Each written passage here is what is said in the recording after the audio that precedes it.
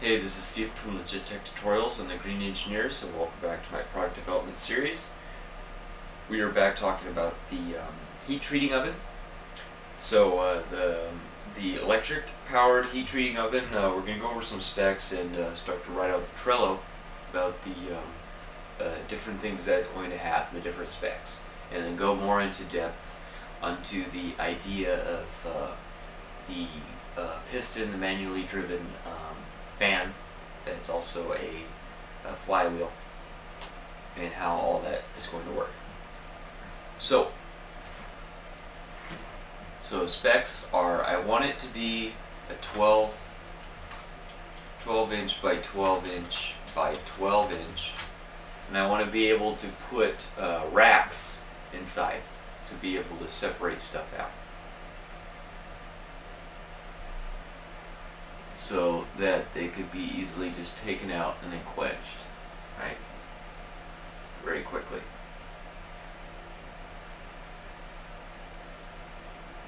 Sorry, I'm getting something out of my eye. So 12 by 12 by 12, so 1 foot square interior, and then capable of 2000 degrees Fahrenheit.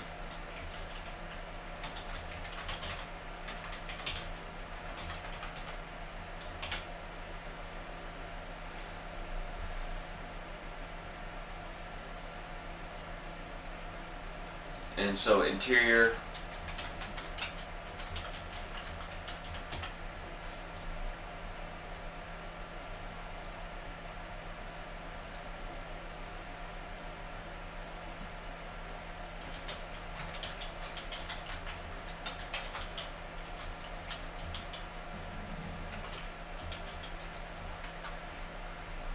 cast it out of plaster Paris mix with whatever, either kitty litter or sand, or garnet, etc., etc. Then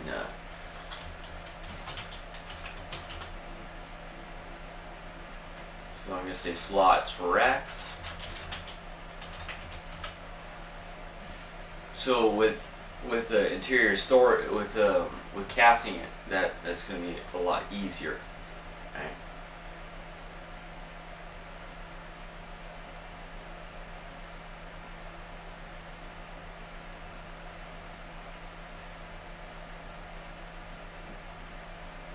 So slots for racks. Okay, so then it's going to have, as I was saying in the last video, dual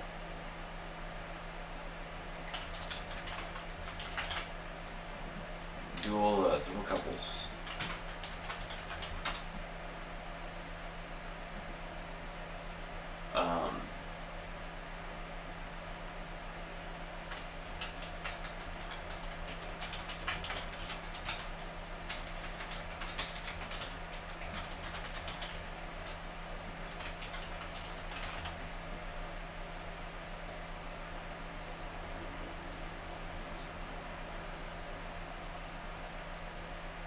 Nitrating, categorizing, obviously that's not right. Carborizing, nitrating. Okay, and then obviously metal fan, piston driven.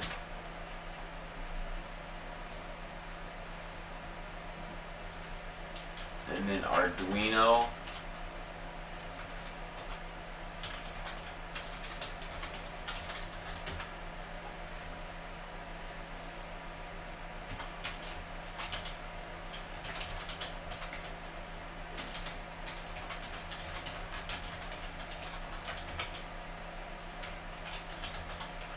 E266 or ESP32.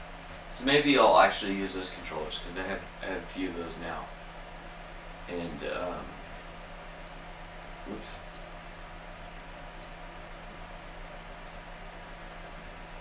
Controlled. Let's talk a little bit about parts. So we're definitely going to need the exterior wall. So wall mixture. So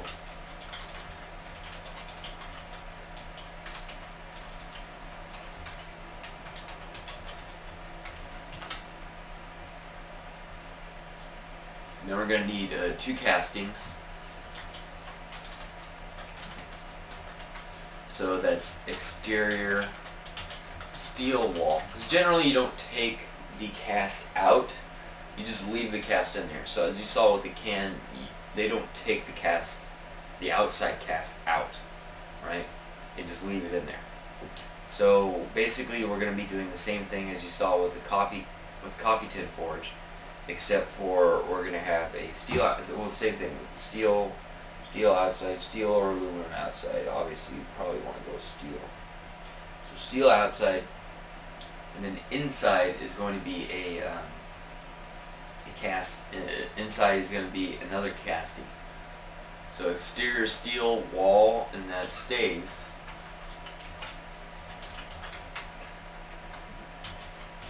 The interior, so these are going to be like 3D printed, but plaster Paris when it's curing, gets hot, you know, or you have to fire it. Generally, I don't want to do anything where you have to fire it. So basically, what that means is that it's a dry mix. Because yeah, I mean, we don't really have anything that we can fire it in. I mean, I think we could fire it in the oven upstairs, but yeah. So, but it's probably gonna have to be either out of like probably wood, 3D printed. Metal is going to be expensive, because basically what it's going to be is it's going to be interior square, and the square is going to have protruding parts in it, and also yeah, basically protruding parts.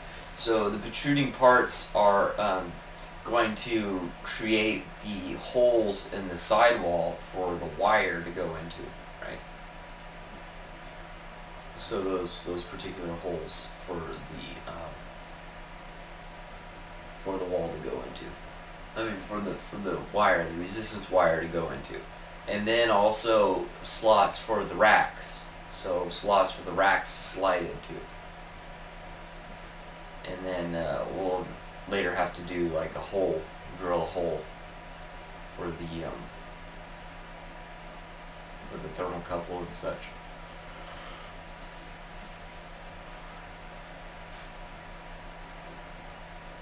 So yeah. And then interior casting. This is removed.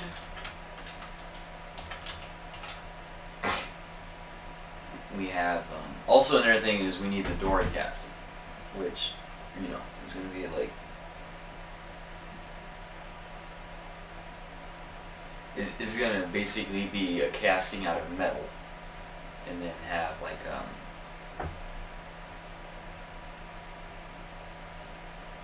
it's just going to have like a rim that goes around the outside, and then sealed around the inside, welded around the inside.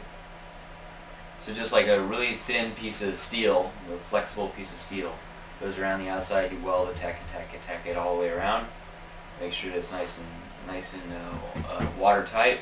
And you pour the plaster Paris in there into up to a point, and then that's your door. So that's another one that we need to do. 2 castings.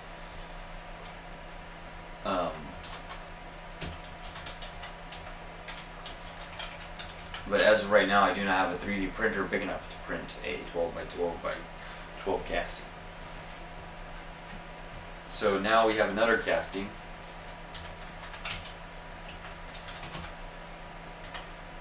So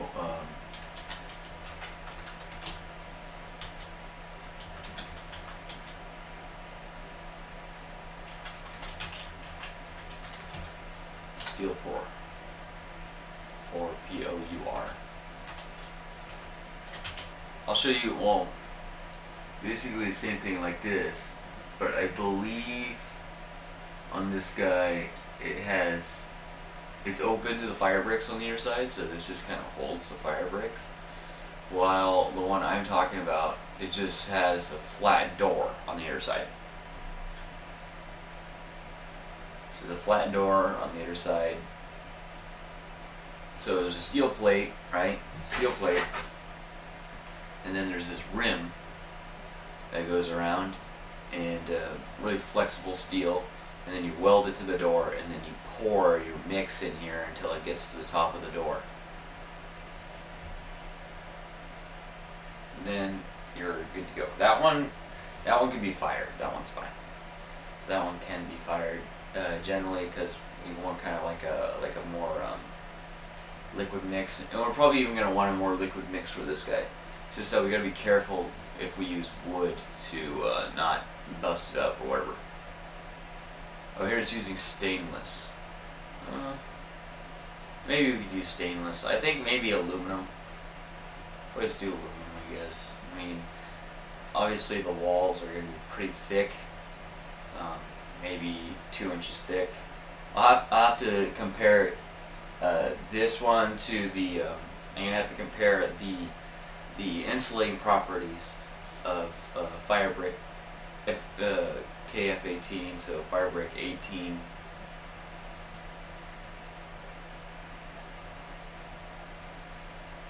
Well, they have different rating fire bricks up to different temperatures, so I'll have to figure that out. I think these are 22 fire bricks, so capable of handling 2200 Fahrenheit. So I'll have to also look at the insulating properties of the particular fire brick that even heat uses, and then make sure that I compensate for that with the plaster Paris, either making it thinner or thicker in order to hold in the heat comparably. So in their door casting, one casting steel pour casting into the door and not removed, so it stays, and then that's now our door.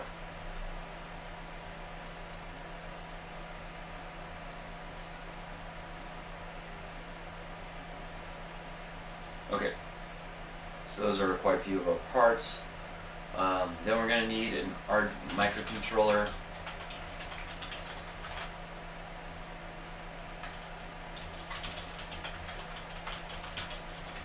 Arduino or ESP or what's the other one? Photon, something like that. Photon would be cool. I have one of those. Microcontroller, Arduino, ESP.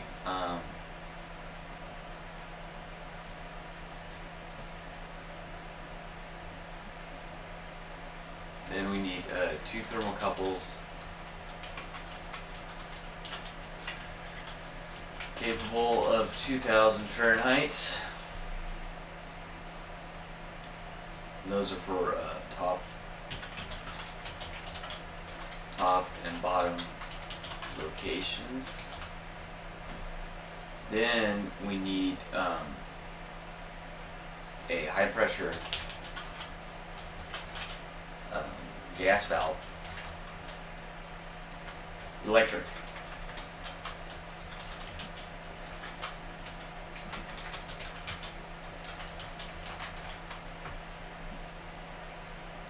High pressure solenoid gas valve that can be controlled by the Arduino.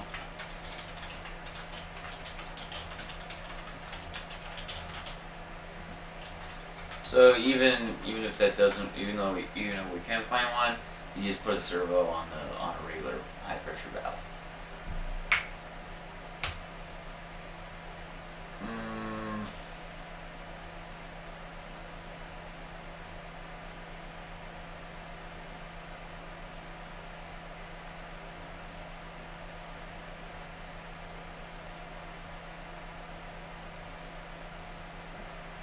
Top and bottom locations, high pressure electric solenoid, gas valve, and then we need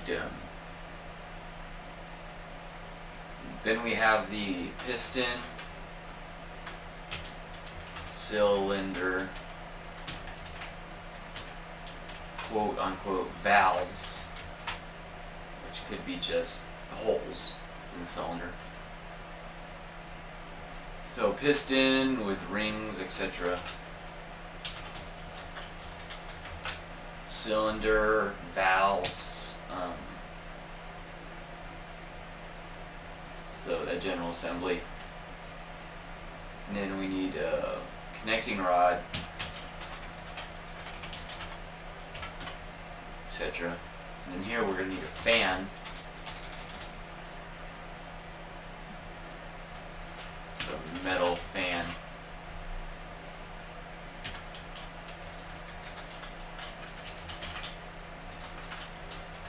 Instead of like flywheel, so heavy like a flywheel. And also going to have something in the casting for that also. We have to have some way of having some sort of thrust bearing, like that fan holding on, and then like a threaded rod holding it or something, and then bolts holding it up. So thrust bearing. I mean, you don't really need a thrust bearing. It could also just be like screwed into the plaster Paris. You tap a hole into the plaster Paris. 12 inches. It might be big enough to drill in there from the inside and not go all the way through. Of course, there's going to be a weak spot right there, but it should be okay. And then you could do like put in a metal insert or something. Put in a helicoil or something like that. Or we could even cast it in there. We could have it like going through the casting. So we'd have it like if it's wood, we could have it like tapped into the wood. But then you're not gonna be able to get it out. You could have it like glued to the wood. The casting, and it just kind of holds it there, and then the casting's formed around it. It could work.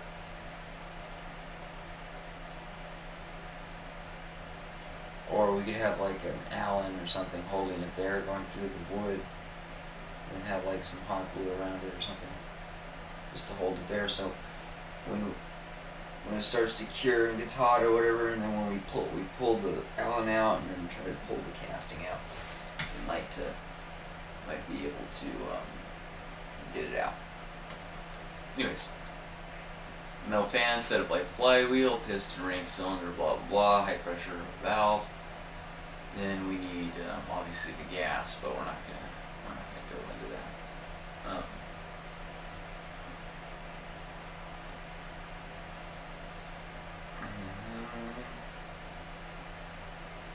A fan, obviously it's gonna be a stand, but that's either here or there. Yeah, it's still a table.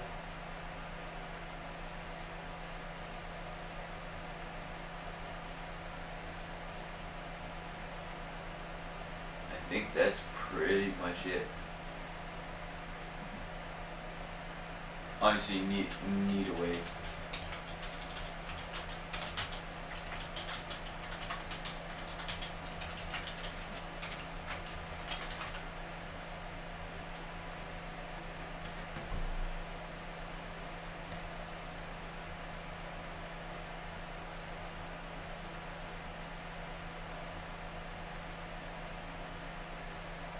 Okay, so let's go ahead and take a look at some of the things that would be some of the ideas for a steam driven piston. Let's say. Yes.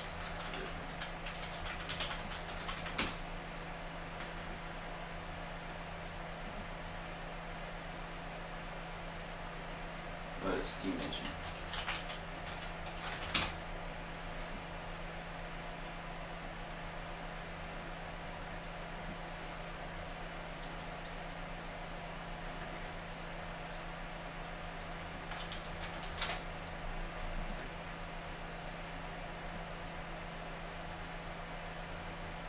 So this is kind of the idea, right? So here is the quote-unquote fan. So this is basically the outside's connected to the fan, and then here are the fan blades, right? So this is a flywheel, but in our case it would be a fan.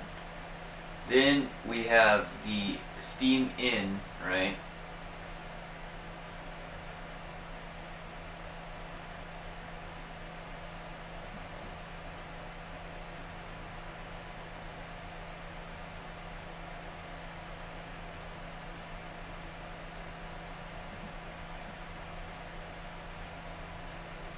I'm gonna guess that the red, yeah, the red is the, I think that the red is the hot gas. Oh, I see, so this lets the steam out.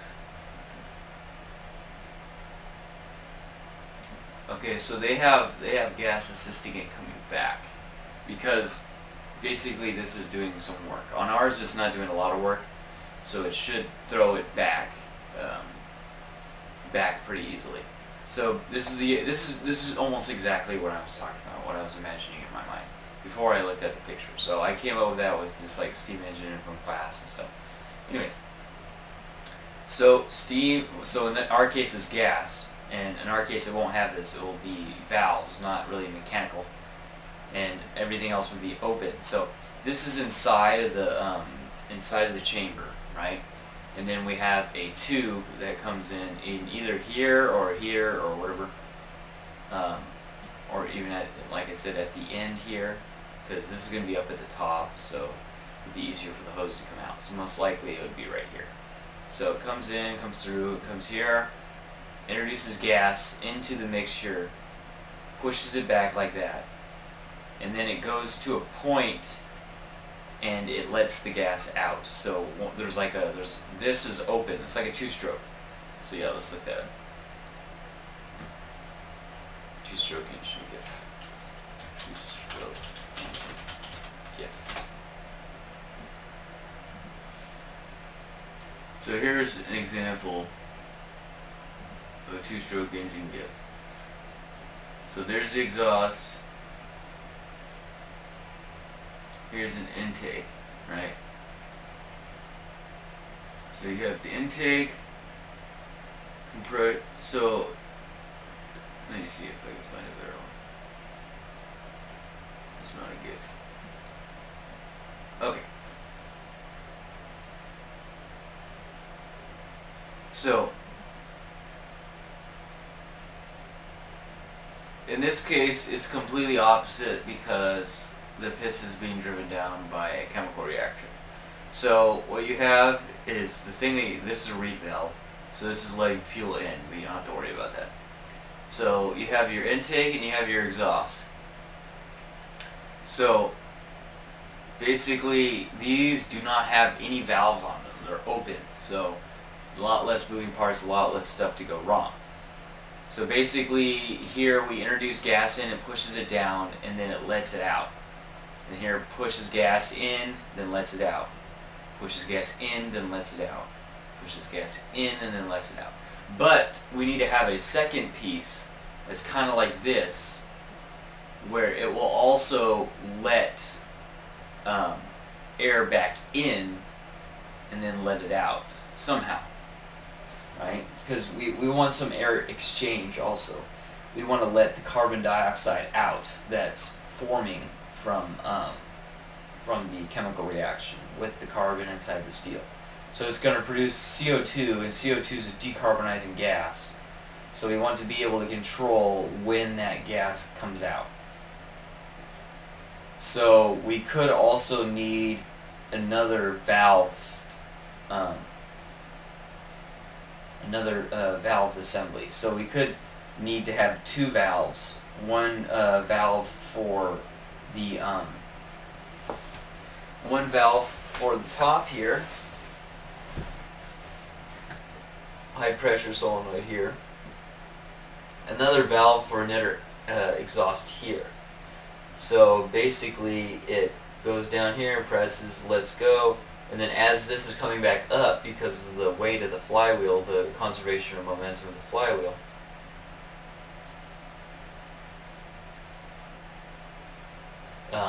it comes back up, compresses, and then you put the gas in and it pumps it back. And then let's say we get to a point where, hey, we need to start exchanging some air.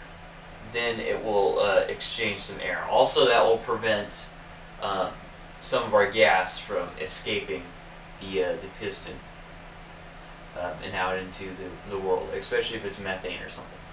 Because instead of converting methane into CO2, it would just be releasing methane, which obviously is not that great. So definitely need to have that one valve controlled. So another thing also I forgot to put on there, we're going to need some sort of high temp O2 sensor, and obviously maybe something like the ones that they use on cars, because that might be able to contain the heat of the atmosphere inside the container. And maybe we'll have that on a output tube. So let's say there's a tube out here, or right here, or whatever. There's a tube, and then there's it's like a copper tube or something. So it cools down a little bit by the time it gets to the O2 sensor. So let's add that. Now that you remember, it's O2 sensor. So high temp O2 sensor.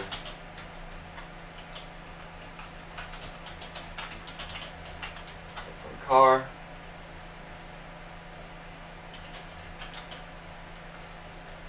That so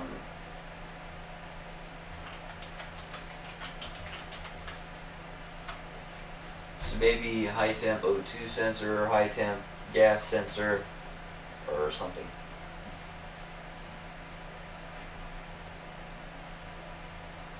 Okay, so kind of a combination of these two. So one valveless exit, which is into the chamber, and one valved exit, and one valved entry.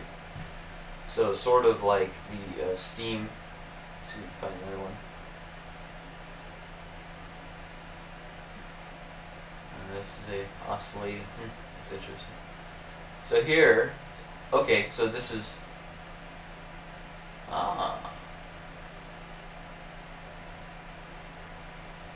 that would work, but we have not a lot of control there.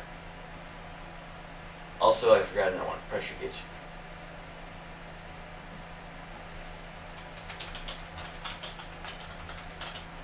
And the pressure gauge is to be able to read where the location of the piston is. So because we don't always want to hit the piston on its way back. So maybe, let's say, if we have a very heavy flywheel, and when we press the gas into it, let's say we get 10 to 15 rotations out of that, right? So we get 10 to 15 rotations out of that. Let's say on the very last rotation we fire it again, right? So on the very last rotation we fire the gas. We fire the gas into the chamber. And so as it builds up pressure, then we fire the gas. And so let's say it spins a few times, and then gets here, and then we fire the gas. And it spins a couple times. So that way we can control the mixture inside. So let's say that if I had a service, for example, a more expensive service on the reclaimer, where you could have carburized steel, then I would be doing like every 3 rotations. And then if it's not, and I just want to maintain a carbon-rich environment, but not really carburized, it's going to be like on the very last little bit of rotation. That's conservation of angular momentum inside of the flywheel, or the crank. In this case, it's a crank because it's got a crank on it. It's kind of like a crank flywheel combo. Anyways, so as it comes around, on the very last little bit of energy that it has left, it fires, right? So yeah, so basically kind of like this, where this has a valveless exit.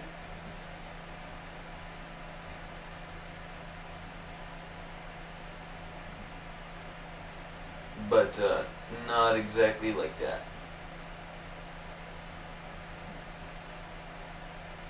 See, here's another one where we have this floating thing here.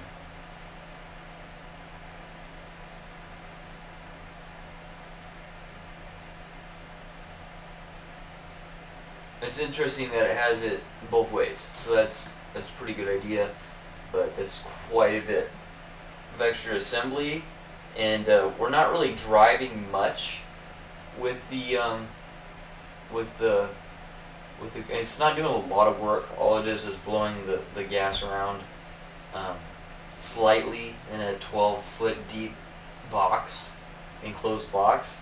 So there's not going to be really a lot of work done. So we shouldn't really need to blow air behind the piston to get it to go back. It should be able to have enough angular velocity left inside of the crank to let it go back. The other issue that we have is to get more of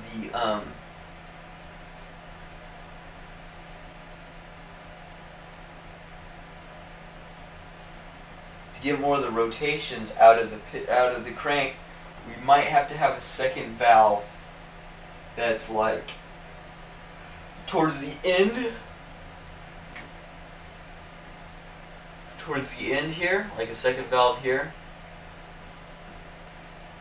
Like a second valve here, sorry. Second valve here that goes just back into the environment. So basically, and it would be a place that the piston never fully goes past, so it'll allow more rotation out of the flywheel before stopping. Because it's not building up pressure, it's not building up back pressure, so it doesn't slow it down to compress the gas and then re-expand it. Right. So that way we get more rotation out of it, because it's not just compressing the gas and then letting it expand again, and then compressing the gas and then letting it expand again. Even though technically you should be able to get most of that momentum back. So we shouldn't really need to do that. I think it'll actually kind of stabilize it a little bit. Well, it'll slow down and then speed up, and then slow down and speed up. So it'll be kind of weird, but it'll definitely have the pulse to do it. So basically what I'm saying is, as this guy depresses, it's going to start to slow down as it takes energy that's stored in its momentum to compress the gas. But then, if everything is closed, when it expands, it should return that same energy that went in close, right? Because obviously there's friction loss against the side of the cylinder. So it should return most of that energy back to rotation. So we shouldn't actually need another valve where it just stays open and goes into the cylinder. So that might save us at that point there. And also, if that's the case, then we're not going to be able to monitor the pressure to know when to fire. So we needed to build up pressure so we know when to fire the gas into the cylinder. So that's what we need. Okay, so now you get the basic idea. So video is pretty much 33 minutes right now, so I'm going to do a quick summary. So here we have a valve, so let's just say this valve's here, solenoid, etc. I don't know what this is. This is some sort of, is it a magnet?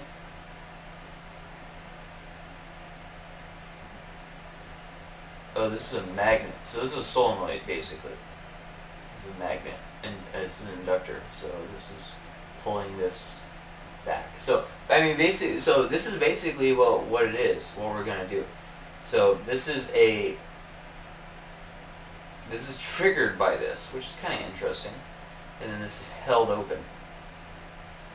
But we don't want to do this every time, so that's completely different from this. So it's obviously not going to have this piece. So we have the gas here basically held inside the container with an open valve that's waiting for the solenoid to open to let it inject in, presses it back, lets it into the chamber, then free runs for a few times, and then we have a piece here that has a pressure gauge on it, or a pressure gauge off here, or whatever. Pressure gauge and O2 sensor off of here, and then as it starts to slow, let's say if it's a let's say somebody didn't order the carburization, as it slows on its last one, it'll fire and open it up, and it'll spin. And then let's say that if it's non-carburizing, so I think more than I think that the only thing that we're using the O2 sensor for is if we're carburizing. So then that would dictate how many rotations it's going to get out before we inject more gas in. Right? So let's say it goes back and then we inject gas. And when we inject gas, and let's say the O2 inside is high, we're going to inject gas, let it go in, and then like the next one, let some gas out. Inject one, let it go in, and let some gas out. So in this case, let's say we do 2 or 3 gas released into the chamber, then we're going to do like 1 letting gas out, right? Because also, as I said, with the chemical reaction that we saw, the decarb, when the carbon forms with CO2, it's going to do this. So let's see.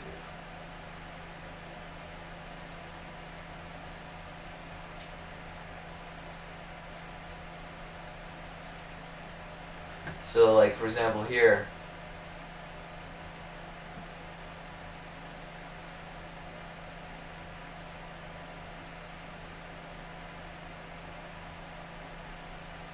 let me see, CH4 methane plus water carbon monoxide plus 3H3, which is what I think they're recommending here.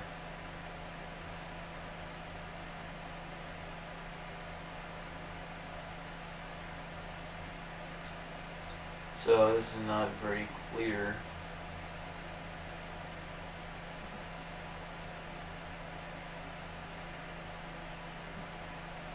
So yeah, basically it's going to form carbon dioxide. When the methane hits, actually no, it's going to form water. It's CH4. So it's going to form, the carbon's going to go in, and some of the carbon's going to come out, and it's going to form water. Wait. It's going to form something else. Anyways, it's going to form some other type of methane or CH3 or something. So that will have to be controlled so that we know basically what's inside the chamber. So we might need an O2, another gas sensor. Okay, so this video's at like 37 minutes now, so you get the basic idea. In the next video, we're going to start designing. I believe we'll start with the piston first because that sounds pretty fun. So we'll start that first in the next video, and then we'll design the castings, the interior and exterior castings for the box, and also the housing and the electronics that will be used. Alright, so this has been Steven from LegitTechTutorials and the Green Engineers. I thank you guys for watching. If you like this video, please subscribe for more videos like in this series and other series as well. I'll see you guys in the next video. Thanks for watching. Take it easy. Peace.